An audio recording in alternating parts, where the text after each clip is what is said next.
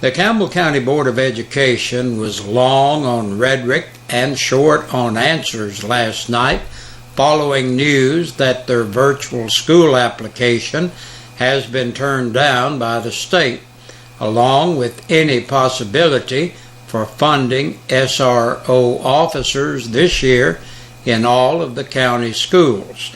Several board members had much to say with Channel 10 news cameras rolling at the meeting, but emails before the meeting from the Office of Finance sent the loudest message. According to Finance Director Jeff Marlowe, the enrollment figures for county schools show that the student population has dropped by nearly 100, a much higher decline than school officials had anticipated. The subsequent loss of state BEP funds will leave Campbell County with a sizable shortfall in state funding if the school system fails to make additional budget cuts to offset the loss. Marlowe pointed out that making up the shortfall from the school department's fund balance would deplete the board's reserves by 2015, making it necessary for Campbell County schools to borrow money to operate on at the offset of each year. This ended any hopes that board members had for paying for additional school security from reserves, leaving the board struggling instead for answers on how to fund the basics. We'll be facing $900,000 in recurring costs that isn't there, Rector Miller asked, and yes, Marlowe flatly replied.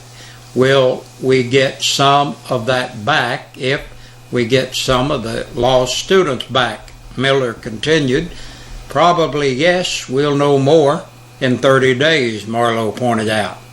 If we drop more students instead, that $900,000 could go up, Miller added. Yes, Marlowe agreed. Marlowe told the board that they have only 3 solutions to the problem. Number 1, increase the school population. 2, increase local funding from county commission. Or 3, reduce all expenditures that aren't mandated by state and federal law to offset the loss. Marlowe added that his recommendation would be to develop a budget that meets all of the standards mandated by law. Then take all programs that aren't mandated and put them in priority. My problem with cutting to the bare bone is that if we fund the minimum, test scores will drop, Chairman Josh Parker stated. Director Donnie Poston had just told the board that TCAP results show Campbell County to be one of the most improved systems in the state. We were just one measurement of being ranked as an exemplary system. Poston proudly made that announcement, adding, a promise and a challenge. But we're not where we need to be, not where we want to be. Eugene Lawson launched a lengthy mark against county commissions past and present for failing to adequately fund education, tossing barbs at Marlowe for not warning the board of impending financial problems earlier. We didn't meet compliance last year and had to make it up this year. Mr. Marlowe, whose fault was that? Lawson pointedly asked. Lawson voiced his frustration that Campbell County does not fund education at the same level as its neighbors. Poston agreed to a point, reporting that Campbell trails both Anderson and Claiborne counties in percentage of school funding from local revenues. We spent $8,100 in local funding per student. Anderson spent $9,200, and Claiborne $8,900, Poston said. Union, Hancock, Morgan, and Scott counties all provide local funding near our level. Miller moved the discussion back to the need for school security, pointing out we were told there might be some state money available or a COPS grant that could help fund SRO officers. There was no money from the state. We were told we would hear about the COPS grant by the third week of July, but we still know nothing. Now it's the third week of August. I'll bet by September they will tell us the third week of November, Miller predicted. What is the plan if we don't get a COPS grant? Mike Orrick asked. There is no plan, Miller replied. We can't take it from the undesignated fund balance. We might be able to find $200,000. Then we will have 4 officers. That's all we can do. The board was equally at a loss on how to proceed with the virtual school program with K-12 Inc. And Attorney Dale Cantrell told the board that he has approved a third draft of a contract with the for-profit internet provider, and the finance director has also signed off on the contract. Is this the final step? Parker asked. It is, as far as we're concerned, Marlowe replied. We're the home entity, Cantrell added, but K-12 is the entity that makes application to the state, and they've had problems in the past 3 weeks. Poston later admitted to WBIR TV that his enthusiasm for the virtual school program has cooled in recent weeks. We were told the low test scores of last year in Union County had been addressed, but this year's TCAP scores continue to be substandard, Poston announced. Can we opt out for next year if test scores are not where we want them to be? Parker asked. The contract is for 1 year at a time, Cantrell explained. If you want out, you just need to meet the 120-day modification requirement.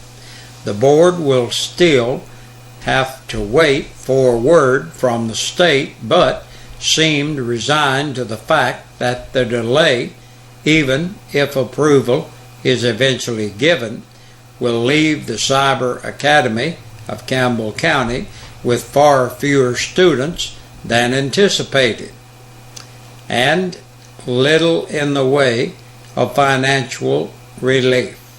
Board members also addressed the in-school suspension program. Instructors for that program are not required to be certified or even have completed their college degree, but are paid as certified rates. Lawson offered a motion to change the policy and not pay in-school suspension teachers a full salary unless they have a degree, but his motion ran into problems. Parker announced he had a conflict since his brother teaches in the program and has still not completed his degree. Johnny Burge then pointed out that the change offered by Lawson would violate agreements with some athletic coaches who teach in the program but don't receive coaching supplements. Sarge Collins suggested that the matter needs more study and made a motion to postpone action until next month, at which point Mike Orrick withdrew his second to Lawson's motion.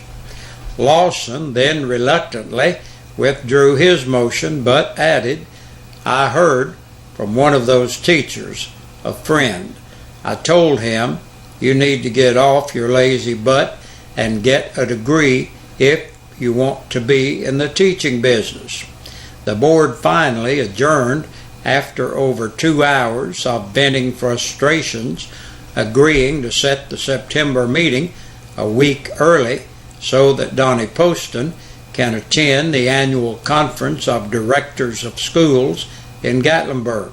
Rector Miller made one final plea for the need to increase school security, reading aloud a news account of the Sandy Hook school massacre and warning the board that with the retrial of Campbell County's own shooting coming up, emotions will run high. The Fincastle United Methodist Church will host a community meal this evening until 6:30, and you're invited. A motorcycle wreck has sent one person to UT. Officers from the Campbell County Sheriff's Department, along with the State Highway Patrol and Mike Starrett with the Jacksboro Police Department, were on the scene of a motorcycle accident in Pinecrest today. Starrett tells WLAF that Adam Shown lost control of his bike and received some severe injuries. He was transported by ambulance to UT Medical Center. His condition is not known at this time. And that's a look at our news today. We'll be right back with a press release from the Sheriff's Department. And 5 people have been booked into the Campbell County Jail in the past 24 hours. Travis Troy England, 22, of East Walden Street, La Follette, on a capious bench warrant. 43-year-old David Scott Harmon of Pony Drive in Jacksboro for disorderly conduct. Randy Joe Jones, 29, of Mud Creek Road in Williamsburg for violation of probation. 23-year-old Jonathan Ray Smith of Fall Creek Lane in Caravel for violation of probation. And last today, Benjamin Aaron Watkins, 24, of College Park Road, La Follette, for violation of probation. And we thank you for joining us for the news this evening. We'll be back tomorrow and bring you up to date on what's happening. And until then, hope you have a great evening. We sing happy birthday to you, and may all your dreams come true. Happy, happy birthday. Oh,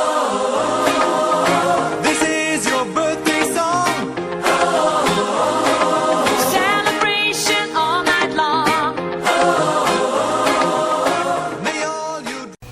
Hey, Big Josh with you on this Wednesday evening looking at our birthdays and anniversaries. Our Birthday and Anniversary Club is brought to you by your friends here at WLAF and Eastside Pizza and Deli, located in the Food Line Shopping Center. Today's birthdays, Teresa Ayers turns 49 years old. Happy birthday to you, Teresa. And last Monday, Amos Edwards turned 68. Happy birthday to you, Amos. And Damon and Barbara Seiler are celebrating their 47th anniversary today. Happy anniversary to you all. And we hope if you're celebrating your birthday or your anniversary today that you're having a good day. But you must remember the only way that you can qualify to be in the drawing that we have each Friday is if we get your name in here. And you would be eligible to be in the drawing to win a birthday dinner for 2 or an anniversary dinner for 2 from your friends here at WLAF and Eastside Pizza and Deli. So get that name in here, will you? Hey, good Lord willing, we'll do this again tomorrow.